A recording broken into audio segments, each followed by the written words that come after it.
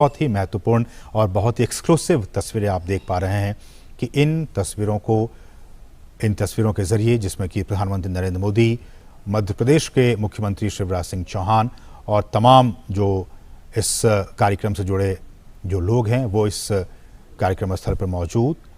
और ये देखिए, प्रधानमंत्री उन तमाम 8 चीतों को, उनके क्रेट्स को अब ये खोल दिया गया।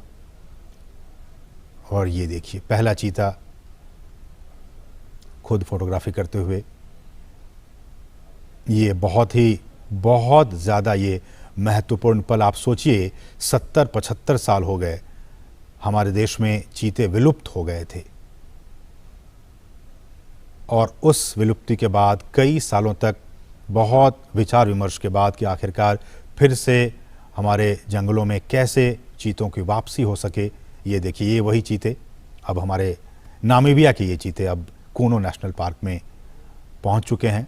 ये आसपास के वातावरण को देख रहे हैं, महसूस कर रहे हैं, क्योंकि एक बहुत ही अलग इन्हें एहसास हो रहा होगा नामीबिया के जंगलों से। अब ये सीधे भारत के जंगलों में कूनो नेशनल पार्क में अब ये पहुंच चुके हैं। प्रधानमंत्री इस बहुत ही महत्वपूर्ण क्षण का लुत्फ उठाते हुए और उन तस्वीरों को अपने कैमरे में कैद करते हुए, साथ में आपने देखा मध्य प्रदेश के मुख्यमंत्री शिवराज सिंह चौहान भी मौजूद थे। कुल 8 चीतों को हिंदुस्तान लाया गया है। जैसा कि हमने बताया कि इनमें 5 मादा चीता हैं और 3 नर चीता हैं। इन 8 चीतों को आपने देखा, प्रधानमंत्री ने विशेष जो क्रेट्स थे उन क्रेट्स को खोल दिया गया और फिर वो सभी 8 चीते अब मुक्त हो चुके हैं। लेकिन ये अभी जंगलों में नहीं जाएंगे, ये एक बहुत ही ख़ास एरिया बनाया गया है। उन्हीं ख़ास एरिया में अभी ये 1 महीने तक रहेंगे और उसके बाद फिर इनकी लगातार मॉनिटरिंग की जा रही है। मॉनिटरिंग की जाएगी। आप देख सकते हैं इन चीतों के जो गर्दन है उस पर एक कॉलर, जो GPS टैग है वो लगा हुआ है, ताकि इनकी मॉनिटरिंग की जा सके। और मैं उसी पर लौट भी रहा था कि सभी चीतों के गर्दन पर उनके नाम या फिर कोड के हिसाब से सैटेलाइट या फिर GPS VHF कॉलर्स लगा दिए गए हैं। और इसी नेशनल पार्क में जो हम आपको दिखा रहे हैं, ये कूनो राष्ट्रीय उद्यान, कूनो नेशनल पार्क, इसमें एक डेटा डाउनलोड फैसिलिटी सेंटर बनाई गई है। और इस इक्विपमेंट को, रेडियो टेलीमेट्री इक्विपमेंट को खरीदने और फैसिलिटी बनाने की सारी प्रक्रिया 4 से 6 महीने में पूरी कर ली जाती है। और ये जो आप देख रहे हैं इनके गर्दन में, इनको वहीं पे, इन चीतों को लाने से पहले ही इनको नामीबिया पहुंचा दिया गया था। और फिर इन्हें ये तमाम जो कॉलर हैं, RF ये कॉलर, इनको लगाकर ही इन्हें लाया गया है। रेडियो कॉलर है इन्हें, और ताकि इनकी जो ट्रैकिंग है, इनकी निगरानी वो हो सके रेडियो कॉलर के ज़रिए। और फिर इन्हें हम जैसे कि बता रहे हैं कि इनको आइसोलेशन में रखा जाएगा और फिर इन्हें जंगलों में मुक्त किया जाएगा। तो ये कुछ अहम बातें हमने आपको बताई कि किस तरह से वहाँ पे इन्हें पकड़ा गया और फिर उनके बाद उनको जो तमाम रूल्स एंड रेगुलेशंस हैं उनके ज़रिए इन 8 चीतों को भारत लाया गया है। 70 साल पहले हमारे देश में बहुत सारे चीते हुआ करते थे, लेकिन किन्हीं न किन्हीं वजहों से वो सारे विलुप्त होते चले गए। कुछ अवैध शिकारियों के शिकार बन गए। एक भी हमारे देश में चीता नहीं बचा।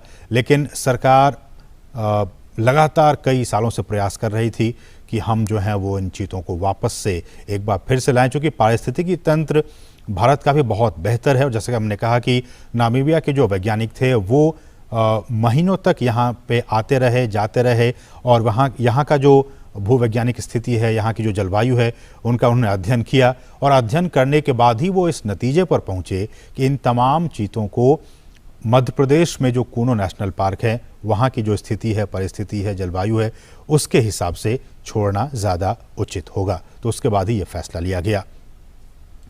और हमने आपको बताया कि इन तमाम चीतों के गर्दन में रेडियो कॉलर लगे हुए हैं ताकि इनकी मॉनिटरिंग की जा सके। और विशेष हमने बताया कि आपको चिनूक हेलीकॉप्टर के ज़रिए इनको यहाँ पे लाया गया और प्रधानमंत्री मोदी आप देख सकते हैं इनको विशेष जो क्रेट्स थे उनको खोलकर और प्रधानमंत्री ने इनको खुद वहाँ मुक्त किया, वो वहाँ पे अब विचरण कर रहे हैं। जो चीता प्रोजेक्ट है, अगर मैं इसकी बात करूं, ये भी बहुत महत्वपूर्ण है आपके लिए जानना कि किस तरह से भारत में चीतों को एक बार फिर से बसाने की यहाँ पे कार्य योजना बनाई गई और इस योजना के तहत 5 साल में देश के कई नेशनल पार्क में ऐसी उम्मीद की जा रही है, जो हमारे वैज्ञानिक हैं, जीव वैज्ञानिक हैं, उनकी तरफ से ये कहा जा रहा है कि अगर ये ट्रांसलोकेशन और यहाँ पे ये सारी चीज़ें सही अनुमान के मुताबिक प्लानिंग के हिसाब से सब कुछ ठीक रहा तो आने वाले 5 से 10 साल में इनके ज़रिए और भी जो बच्चे होंगे उनको ऐसे उम्मीद की जा रही है कि 40 से 50 चीते पैदा होंगे और फिर उनको देश के अलग अलग नेशनल पार्क में फिर उन्हें बसाया जाएगा। बहुत ही महत्वपूर्ण। अभी तो सिर्फ ये 8 चीते कूनो नेशनल पार्क में आए हैं, लेकिन इन के बाद इनकी जब आबादी बढ़ेगी, ऐसी उम्मीद की जा रही है कि 40 से 50 के तादाद में इनकी आबादी होगी आने वाले 5 सालों में, तो उसके बाद इनको फिर देश के अलग अलग नेशनल पार्क में फिर इन चीतों को बसाने का काम किया जाएगा।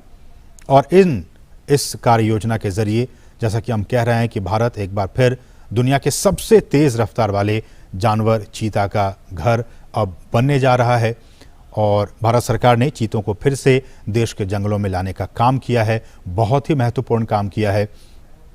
और प्रधानमंत्री जैसा कि आप देख सकते हैं कितने उत्साहित हैं, खुद कैमरे के ज़रिए उन तस्वीरों को कैद करने की कोशिश कर रहे हैं। प्रधानमंत्री खुद भी चीतों को देश में लाने और इसे बसाने में निजी, बिल्कुल पर्सनल लेवल पे निजी रुचि दिखा रहे थे और उसी का नतीजा है कि आज ये 8 चीते अब हिंदुस्तान की सरजमी पर पहुंच चुके हैं। ये हम आपको बताएं, चीता आपने भी देखा होगा तमाम टेलीविज़नों के ज़रिए, नेशनल ज्योग्राफिक पे, एनिमल प्लैनेट चैनल पे, कि किस तरह से ये जंगलों में रहता है और ये एक मांसाहारी जानवर होता है। भारत से इसका लगभग 70-75 साल पहले खात्मा हो गया था और कहा जाता है कि अवैध शिकार जो रहा वो एक बहुत अहम वजह रहा इनके एक्सटिंक्ट होने के, इनके विलुप्त होने के। ज़्यादा शिकार, और ये भी कहा जाता है कि जो चीतों का जो नेचुरल हैबिटेट था उनको भी काफ़ी नुकसान पहुंचा था, इसलिए धीरे धीरे विलुप्त हो गए। बहरहाल देश में चीतों को फिर से लाया गया है और हमारे जो जंगल हैं उनका जो इकोसिस्टम है, उनका जो पारिस्थितिकी तंत्र है, ये अब उनके लिए वरदान साबित हो सकता है।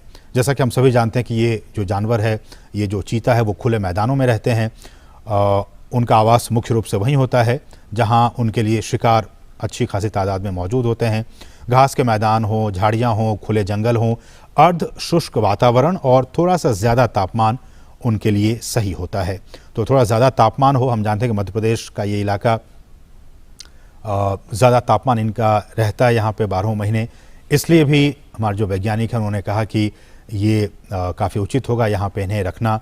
घास के मैदान हैं, झाड़ियाँ हैं, खुले जंगल हैं, ये तमाम चीज़ें इनके अनुकूल हैं इनको यहाँ पे रखने के लिए, इसलिए यहाँ पे इन्हें लाया गया। चीतों को बचाने के लिए उनके शिकार करने के आधार, उनको हमें बचाने की ज़रूरत है।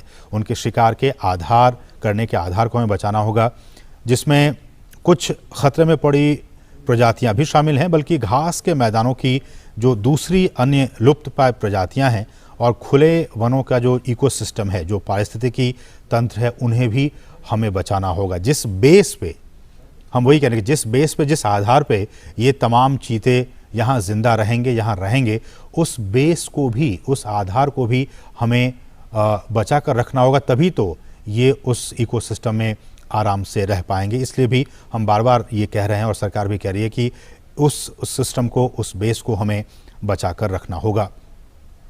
चीतों को वापस लाने से देश में खुले जो जंगल हैं उनको बचाने के काम को भी अब काफ़ी मजबूती मिलेगी। और ये भी देखा गया कि बड़े जो मांसाहारी जानवरों में मानव जो इंटरेस्ट है, ह्यूमन इंटरेस्ट, मानव हितों के साथ संघर्ष चीतों में सबसे कम पाया जाता है। दूसरे जो ऐसे वाइल्ड एनिमल्स होते हैं उनके साथ मैन एनिमल कॉन्फ्लिक्ट होते रहते हैं, अक्सर होते रहते हैं, लेकिन चीतों के साथ ऐसा नहीं है। चीतों के साथ जो मैन एनिमल कॉन्फ्लिक्ट है वो बाकी जो ऐसे एनिमल्स हैं, वाइल्ड एनिमल्स हैं, उनके मुकाबले काफ़ी कम ऑब्जर्व किया गया है, काफ़ी कम देखा गया है। वो सामान्यतया मनुष्यों के लिए ख़तरा नहीं होते हैं और जो बड़े पशु हैं उन पे भी वो सामान्यतया हमला नहीं करते हैं। और wild life trust of India ने इसकी शुरुआत की थी कि किस तरह से इसको लाया जाए, और दुनिया भर के विशेषज्ञों, पर्यावरण, वन और जलवायु परिवर्तन मंत्रालय सहित भारत सरकार के कई अधिकारियों, राज्य सरकार के अधिकारियों ने इसके लिए कई दौर की बैठकें की। भारत सरकार के अधिकारी, मध्य प्रदेश सरकार के अधिकारी, वन विभाग के अधिकारी, नामीबिया से जुड़े अधिकारी, इन तमाम अधिकारियों की कई महीनों से लगातार बैठकें हो रही थी ताकि ये सारा जो काम है वो बहुत ही इजी वे में हो सके। और इसके लिए जो साइट सर्वे का काम है उसका फैसला लिया गया था। और हालांकि इसके बाद ये भी खबरें आई कि वैसे राज्यों में इन्हें छोड़ा जाए जहां की पहले से चीता पाए जाते थे और उन्हें ही प्रायोरिटी बेसिस पर उन राज्यों को सिलेक्ट किया जाए। तो उसके बाद नाम आया, गुजरात का नाम आया, राजस्थान का नाम आया, छत्तीसगढ़ का नाम आया, मध्य प्रदेश का नाम आया कि ये ऐसे राज्य हैं जहां की आज से 70 साल पहले चीता पाए जाते थे। अब हमारे जो वैज्ञानिक थे, हमारे जो अधिकारी थे, उनके मन में ये आया कि फिर अब इन तमाम जो राज्य हैं, गुजरात, राजस्थान, छत्तीसगढ़, मध्य प्रदेश, ये तमाम राज्यों में से नामीबिया से जो चीते लाए जाएंगे उनके लिए सबसे मुफीद, सबसे एडेप्टेटिव एटमॉस्फेयर कहाँ होगा जहाँ कि वो अपने आप को अच्छे से ढाल सकें। तो फिर जीव विज्ञानियों ने ये फैसला लिया कि इनके लिए मध्य प्रदेश ही सबसे उपयुक्त जगह है। मध्य प्रदेश का कूनो राष्ट्रीय उद्यान सबसे उपयुक्त जगह है जहाँ की इसे रखा जा सकता है, छोड़ा जा सकता है। तो उसके बाद ही यह फैसला लिया गया और फिर नामीबिया से हमने बताया कि किस तरह से इन 8 चीतों को यहाँ पे लाया गया है। अधिकतम दूरी आपने देखा होगा नेशनल ज्योग्राफिक चैनल पे या फिर एनिमल प्लैनेट चैनल पे, किस तरह से ये कितनी स्पीड में इस पृथ्वी पर अगर सबसे स्पीड में अगर दौड़ने वाला कोई प्राणी है तो वो चीता है। अधिकतम गति इसकी 450 मीटर तक ही दौड़ सकता है, लेकिन 1 मिनट में बहुत ज़्यादा स्पीड में ये दौड़ता है। 450 मीटर तक दूरी तक ये दौड़ सकता है अधिकतम गति से। और कहा जाता है कि दौड़ने के दौरान चीते के शरीर का जो तापमान है वो काफ़ी ज़्यादा बढ़ जाता है, इसलिए ये बहुत दूर तक नहीं दौड़ पाते हैं। बहुत स्पीड में दौड़ पाते हैं लेकिन बहुत दूर तक नहीं दौड़ पाते हैं, क्योंकि इससे इनके शरीर का जो हीट है वो काफ़ी बढ़ जाता है। और कहा जाता है कि जो तापमान है इनके शरीर का वो करीब 2.5 डिग्री सेल्सियस तक बढ़ जाता है। और ऐसे में जो इनका जो दिमाग होता है, ब्रेन, वो इस बढ़ी हुई गर्मी को सहन नहीं कर पाता है, झेल नहीं पाता है और वो अचानक ही दौड़ना बंद कर देता है। आपने देखा होगा तमाम जो प्रोग्राम्स बनते रहते हैं उसके ज़रिए, और ये 1 मिनट तक किसी भी शिकार का पीछा करता है और अगर वो नहीं मार पाता है तो फिर ये उसका पीछा करना छोड़ देता है। तो ये कुछ अहम बातें, हालांकि आप इसके बारे में जानते होंगे। एक बार फिर से हम आपको बता दें कि ये जो चीते लाए गए हैं उनमें से 3 नर हैं और 5 मादा हैं। 2 नर चीतों की उम्र जो है वो 5.5 साल के आसपास है और कहा जाता है कि दोनों भाई हैं। इनमें भी काफ़ी कुछ ये बातें काफ़ी महत्वपूर्ण रखती हैं कि इनके आपस के संबंध कैसे हैं। कई बार ये आपस में एक दूसरे को भी दुश्मन समझ बैठते हैं। तो कहा जा रहा है कि जिन चीतों को लाया गया उसमें से 2 जो नर हैं वो आपस में भाई हैं और दोनों नामीबिया के ओडजीवारेंगो, अगर मैं प्रोनाउंसिएशन ठीक से नहीं कर पा रहा हूँ तो मुझे माफ़ कीजिएगा, ओडजीवारेंगो स्थित जो निजी रिजर्व फॉरेस्ट हैं वहाँ से इन दोनों भाइयों को लाया गया है, 2 नर चीतों को लाया गया है। जो तीसरा नर है उसकी उम्र 4.5 साल है। इसका मतलब कि ये जो 2 नर हैं जिनकी उम्र 5.5 साल, उनसे ये थोड़ा छोटा है, 4.5 साल इसकी उम्र है और इसे नामीबिया के एरिंडी प्राइवेट गेम रिजर्व से लाया गया है। और 5 मादा चीतों में से एक 2 साल का है, 2 साल की है, एक 2.5 साल की है, एक 3 से 4 साल की, तो 2 जो है वो 5-5 साल की हैं। तो 2 जो मादा चीता है वो 5-5 साल की उनकी उम्र है और एक 2 साल की है, एक 2.5 साल की और एक जो है वो 3 से 4 साल के बीच की इनकी उम्र है। और जैसा कि हमने कहा कि ये 30 दिनों तक पीएम मोदी ने 3 चीतों को पार्क में छोड़ दिया है। ये हम आपको ताज़ा अपडेट बता रहे हैं। 8 में से 3 चीतों को पार्क में छोड़ा जा चुका है। प्रधानमंत्री नरेंद्र मोदी ने बाड़े में छोड़े गए इन चीतों की तस्वीरें ली, आपने देखा इन तस्वीरों के ज़रिए। और कूनो जबकि अब ये पहुंच चुके हैं, 30 दिनों तक ये क्वारंटीन रहेंगे और उसके बाद फिर उनके स्वास्थ्य और बाकी जो एक्टिविटीज़ हैं उन पर लगातार नज़र रखी जा रही है, आगे भी नज़र रखी जाएगी। और अगर इन 30 दिनों तक सब कुछ ठीक रहा तो फिर इन 8 चीतों को जंगल में छोड़ दिया जाएगा। और कूनो ये भी जैसा कि हमने कहा कि चीतों के लिए कूनो नेशनल पार्क क्यों ही इसी पार्क को क्यों चुना गया। हालांकि हमने कहा कि गुजरात भी पहले वहाँ पे चीते पाए जाते थे और बाकी जो राज्य मध्य प्रदेश की बात हो, छत्तीसगढ़ की बात हो, ये सारे क्लाइमेट के हिसाब से, इनके रहन सहन के हिसाब से वो सारी चीज़ें मुफीद थी। लेकिन बावजूद इसके कूनो नेशनल पार्क क्यों चुना गया, तो ऐसा कहा जाता है कि करीब 1 दशक पहले गिर के जो एशियाई शेर हैं उनको यहाँ तैयार किया गया था लाने के लिए। हालांकि इन शेरों को यहाँ नहीं लाया जा सका और कहा जाता है कि स्थानांतरण की सारी तैयारियां भी पूरी हो गई थी। शेर के शिकार के लिए जैसा कि आप जानते हैं कि चीतल हो, संभल, ऐसे जानवरों को भी यहाँ पे स्थानांतरित किया गया था। लेकिन शेर के लिए की गई तैयारी अब इन चीतों के लिए, ये जो 8 चीते हैं उनके स्थानांतरण के लिए अब काम आ जाएगी। और मध्य प्रदेश सरकार भी काफ़ी एक्टिव थी। उन्होंने कूनो के अलावा मध्य प्रदेश के ही नौरादेही वन्य अभ्यारण्य हो या फिर राजस्थान में भैंसोड़गढ़ हो वन्य जीव परिसर, इन तमाम राज्य सरकारों की तरफ से भी वैज्ञानिक आकलन कराया गया था और आकलन के बाद ही कूनो नेशनल पार्क में इन्हें छोड़ने का फैसला लिया गया।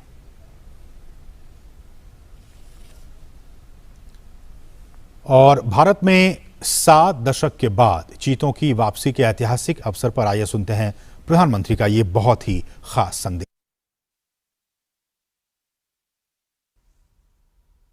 नमस्कार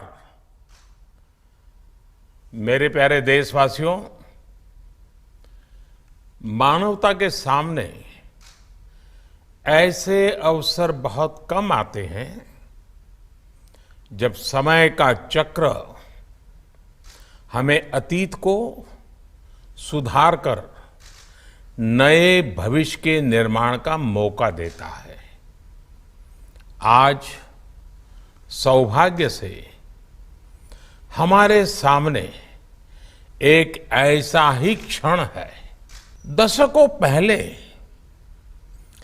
जैव विविधता की सदियों पुरानी जो कड़ी टूट गई थी, विलुप्त हो गई थी, आज हमें उसे फिर से जोड़ने का मौका मिला है। आज भारत की धरती पर चीता लौट आए हैं और मैं ये भी कहूंगा कि इन चीतों के साथ ही भारत की प्रकृति प्रेमी चेतना भी पूरी शक्ति से जागृत हो उठी है। मैं इस ऐतिहासिक अवसर पर सभी देशवासियों को बहुत बहुत बधाई देता हूं। विशेष रूप से मैं हमारे मित्र देश नामीबिया और वहां की सरकार का भी धन्यवाद करता हूं, जिनके सहयोग से दशकों बाद चीते भारत की धरती पर वापस लौटे हैं। मुझे विश्वास है ये चीते न केवल प्रकृति के प्रति हमारी जिम्मेदारियों का बोध कराएंगे, बल्कि हमारे मानवीय मूल्यों और परंपराओं से भी अवगत कराएंगे। साथियों, जब हम अपनी जड़ों से दूर होते हैं तो बहुत कुछ खो बैठते हैं। इसलिए ही आजादी के इस अमृत काल में हमने अपनी विरासत पर गर्व और गुलामी की मानसिकता से मुक्ति जैसे पंच प्राणों के महत्व को दोहराया है। पिछली सदियों में हमने वो समय भी देखा है जब प्रकृति के दोहन को शक्ति प्रदर्शन और आधुनिकता का प्रतीक मान लिया गया था। 1947 में जब देश में केवल आखिरी 3 चीते बचे थे तो उनका भी साल के जंगलों में निष्ठुरता और गैर जिम्मेदारी से शिकार कर लिया गया।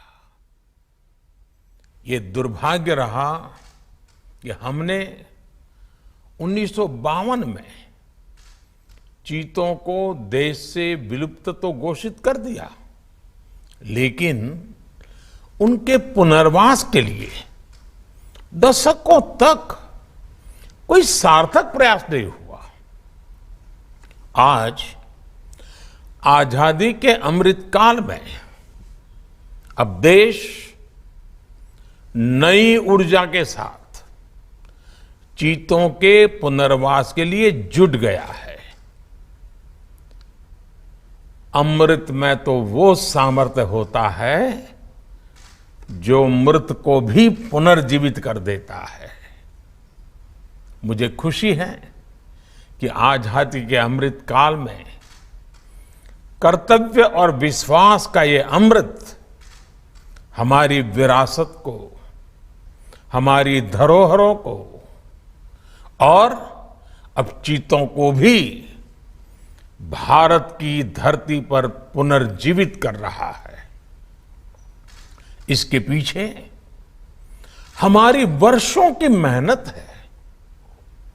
एक ऐसा कार्य राजनीतिक दृष्टि से जिसे कोई महत्व नहीं देता, उसके पीछे भी हमने भरपूर ऊर्जा लगाई। इसके पीछे एक विस्तृत चीता एक्शन प्लान तैयार किया गया। हमारे वैज्ञानिकों ने लंबी रिसर्च की, साउथ अफ्रीकन और नामीबियाई एक्सपर्ट के साथ मिलकर काम किया। हमारी टीम्स वहां गई, वहां के एक्सपर्ट भी भारत आए। पूरे देश में चीतों के लिए सबसे उपयुक्त क्षेत्र के लिए वैज्ञानिक सर्वे किए गए और तब कूनो नेशनल पार्क को इस शुभ शुरुआत के लिए चुना गया। और आज हमारी वो मेहनत परिणाम के रूप में हमारे सामने है।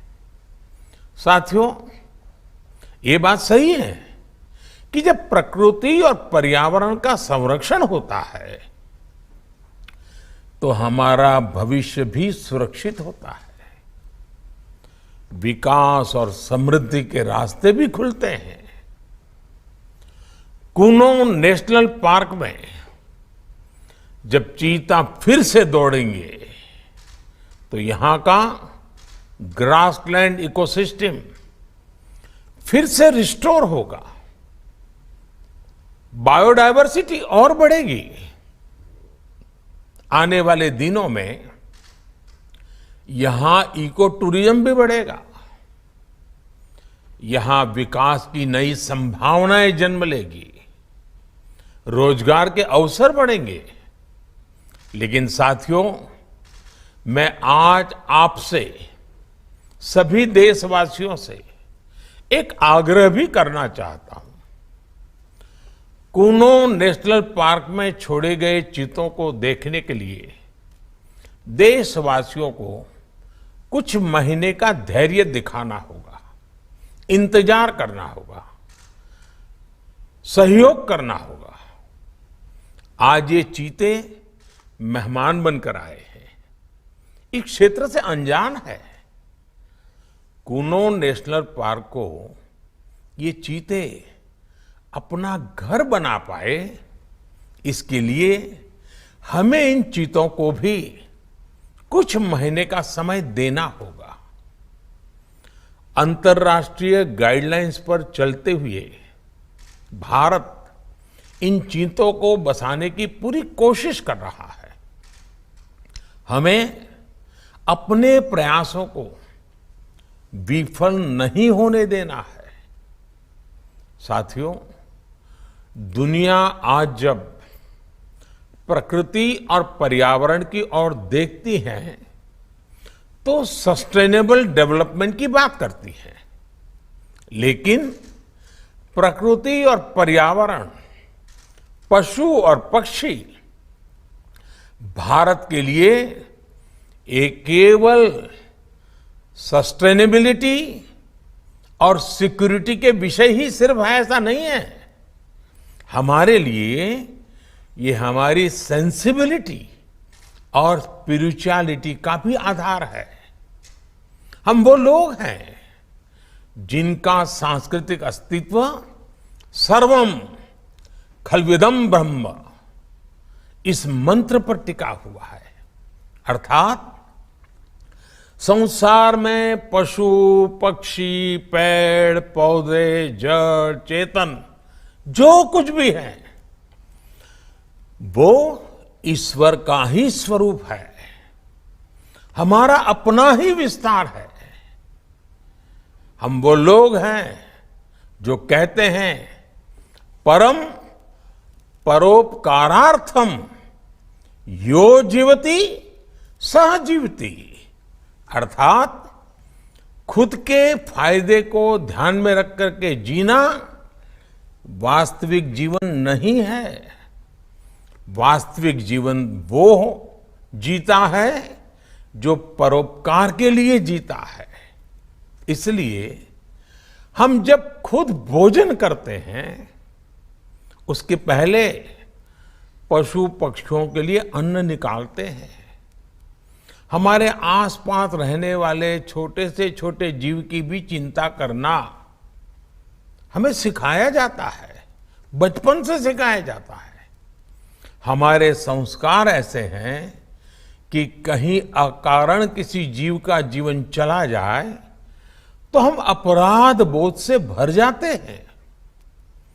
फिर किसी पूरी जीव जाति का अस्तित्व ही अगर हमारी वजह से मिट जाए, ये हमें कैसे स्वीकार हो सकता है? आप सोचिए, हमारे यहां कितने ही बच्चों को ये पता तक नहीं होता है कि जिस चीता के बारे में सुनकर वो बड़े हो रहे हैं वो उनके देश से पिछली शताब्दी में ही लुप्त हो चुके हैं।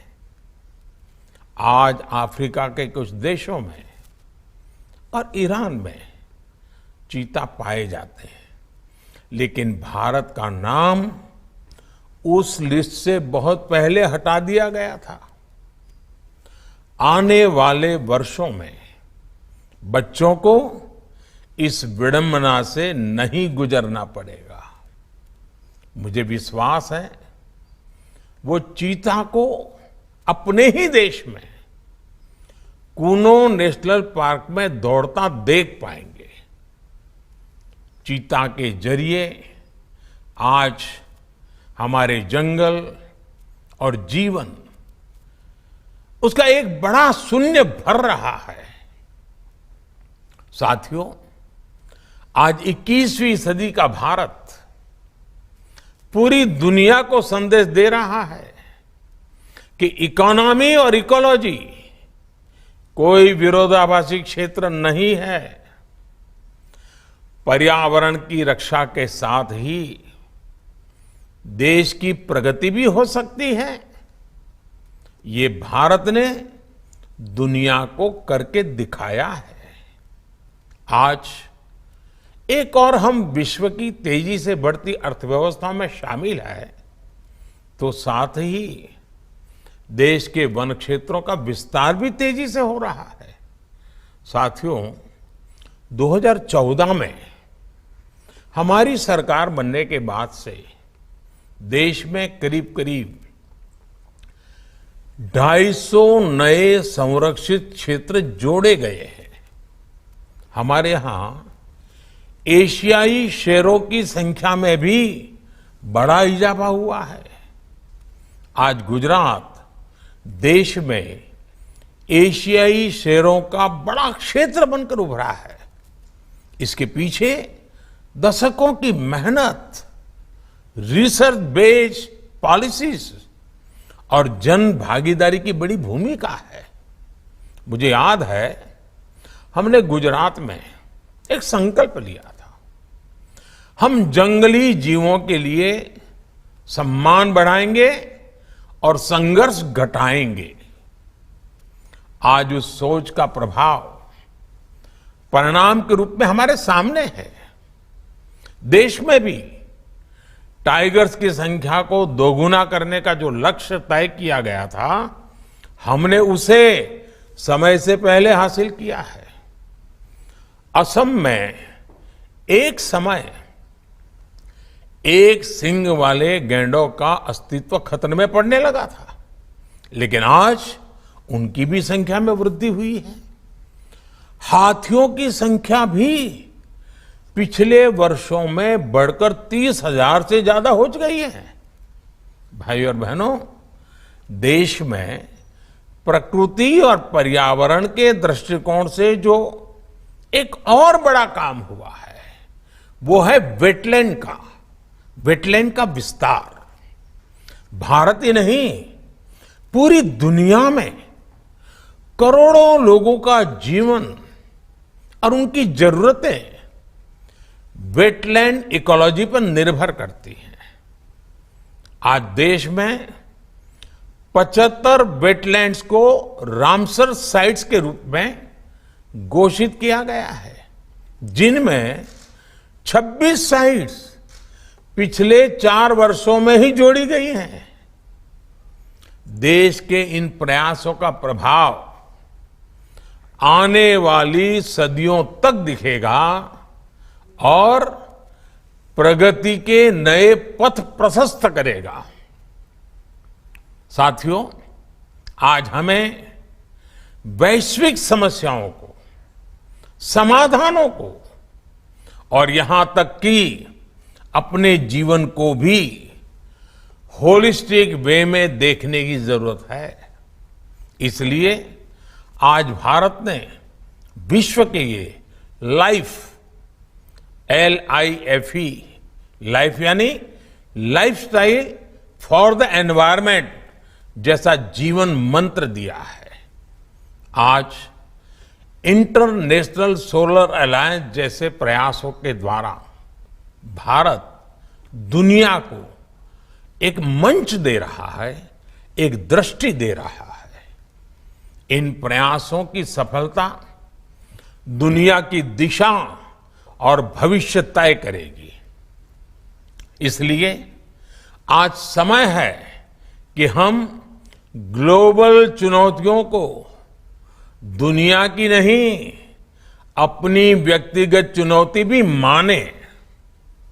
हमारे जीवन में एक छोटा सा बदलाव पूरी पृथ्वी के भविष्य के लिए एक आधार बन सकता है। मुझे विश्वास है, भारत के प्रयास और परंपराएं इस दिशा में पूरी मानवता का पथ प्रदर्शन करेगी, बेहतर विश्व के सपने को ताकत देगी।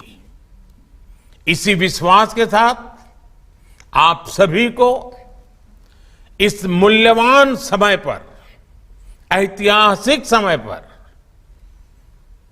बहुत बहुत धन्यवाद देता हूं, बहुत बहुत बधाई देता हूं।